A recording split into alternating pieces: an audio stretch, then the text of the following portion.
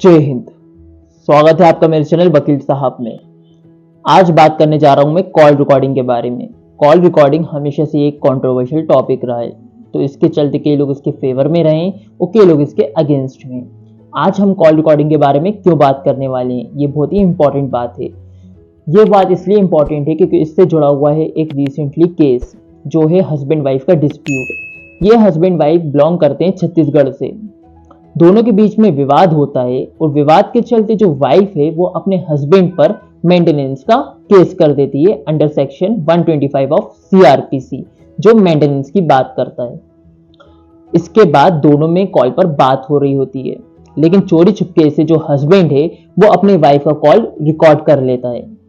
जिसके बाद हस्बैंड जाता है फैमिली कोर्ट और बोलता है कि मेरी वाइफ ने कुछ ऐसी बातें बोली हैं जिनको मैं एज एन एविडेंस मैं कोर्ट में पेश करना चाहता हूं, तो आप मुझे इसकी अनुमति दे दीजिए।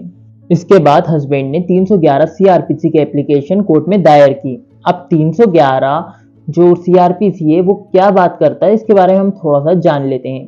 311 सीआरपीसी बेसिकली ये बात कहता है कि कोर्ट के पास ये पावर दी गई है, जब भी कोई ट्रायल चल रहा हो या कोर्ट की प्रोसीडिंग चल रही हो तो कोर्ट के पास ये पावर है कि एज एन विटनेस वो किसी को भी समन कर सकता है। और अगर ऑलरेडी कोई गवाही अपनी दे चुका हो और वो जा चुका हो तो उसको अगर कोर्ट चाहे तो वो उसको दोबारा फिर से बुला सकती है। ये पावर सेक्शन 311 सीआरपीसी में कोर्ट को दी गई है।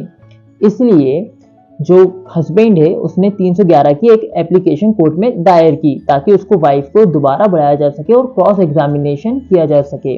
दूसरी इंपॉर्टेंट बात, section 65B of evidence act, जब भी खास तौर से कॉल रिकॉर्ड इस तरह का अगर एविडेंस पेश करना चाहते हो कोई भी, तो उनको एक सर्टिफिकेट की जरूरत पड़ती है, जिसके बारे में 65 ऑफ बी एविडेंस एक्ट में बताया गया है।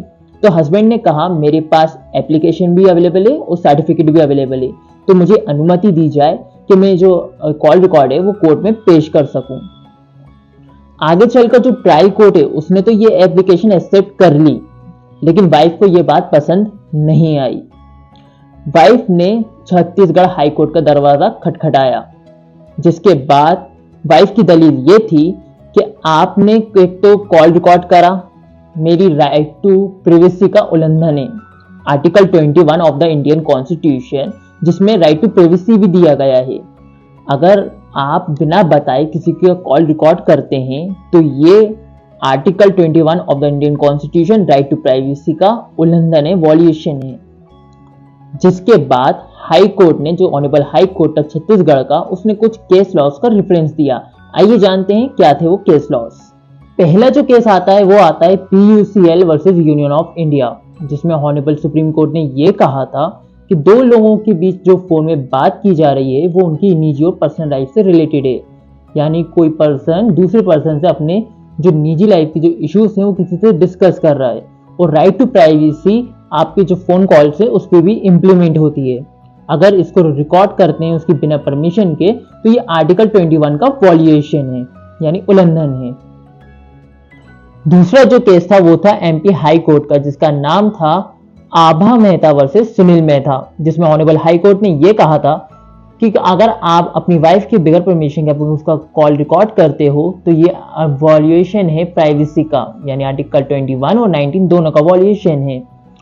इसके साथ ही जो IT एक्ट हमारा 2000 है उसका सेक्शन 72, ये उसका भी वॉल्यूशन है। Article 72 section 72 of the IT act 2000 ये बात करता है कि अगर आप किसी का कॉल रिकॉर्ड कर रहे हो बगैर उसकी परमिशन के, तो ये इस एक्ट का वॉल्यूशन माना जाएगा, उल्लंघन माना जाएगा, जिसके तहत आपको 2 साल की सजा भी हो सकती है।